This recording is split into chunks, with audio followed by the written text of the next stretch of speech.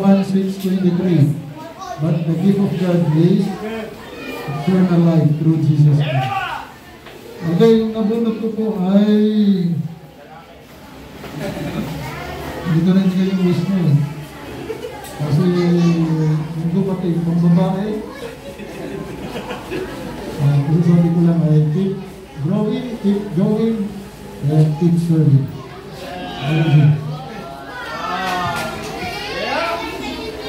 Ayun, basta. Ang nabunot ko po, laging umaabsent para sa gawa ng Panginoon.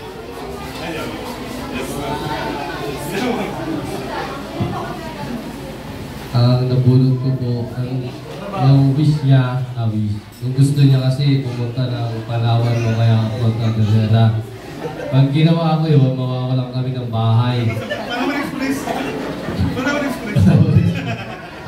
Ang nabunot ko po si Brother Paulo. Ang masasabi ko po sa kanya, masipag sa yun. Pag kailangan ng pastor, hanggang mo siya. Palawan Express, ito ba tayo? May Palawan doon. May Palawan ako. Nabunot.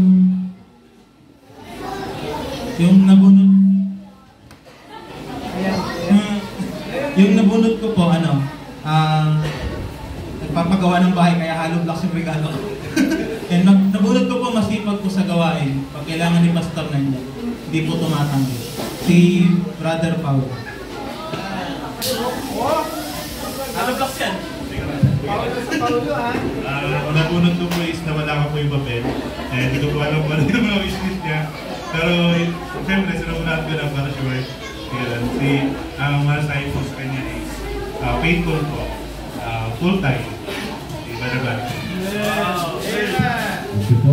Ang nabunot ko po, ayan, yung order mo, bukas pa darating, pero may gift din ako. Siya po siya ang pastor's kid at maasahan natin pastor. Brother Stephen.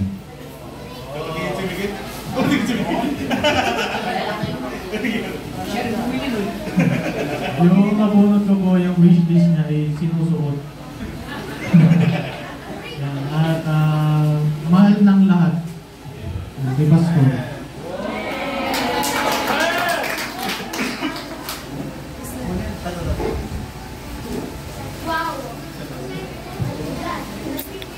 Nabunot ko po, walang kwentang tao. Yung po yung ganyan. Sabi doon, give me the time because they evil. Kaya kailangan mo ng support dahil wala nang time para inisip ka na buhay. Kaya buhay ko po ay sarili ko.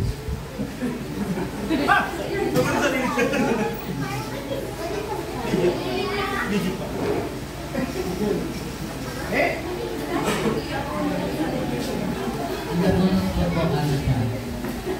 Take the risk person. Willing siyang mag-sacrifice para sa pamilya niya, para lang makapagsimba sila sa serve. Salamat po. Ang nabunot ko naman po ay, sabi ko lang po ay, kuma-absent siya para po sa gawain ng Panginoon. Hanggang ngayon, absent pa rin po siya. Si Brother Basil po.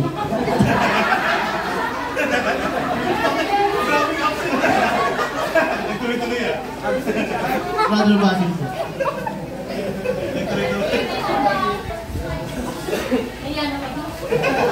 Brother Basil ko ba yan? Nakakarating po. Brother Basil. Ang namulat na yung Brother Basil ay faithful. Pero hindi niya ginagaya.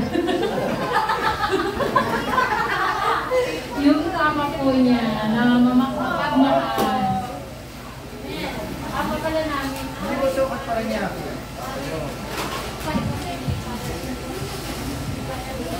Ang nabunot ko po, hindi ko alam kung paano ako nakabunot. Wala ako dito noon eh.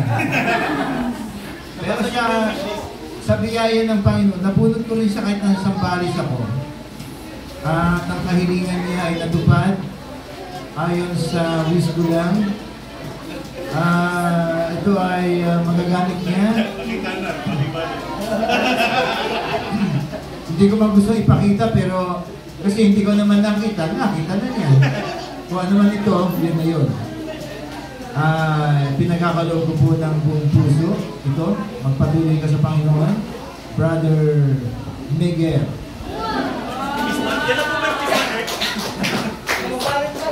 Ang balot yan, mainit-init pa. Ngayon lang nabalot, nakapunan.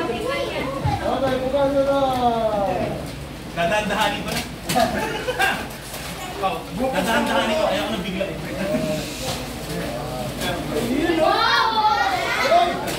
Ano po? Uy!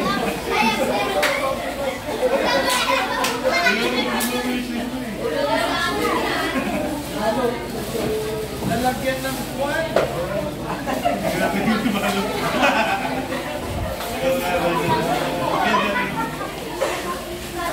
Good morning, thank you po.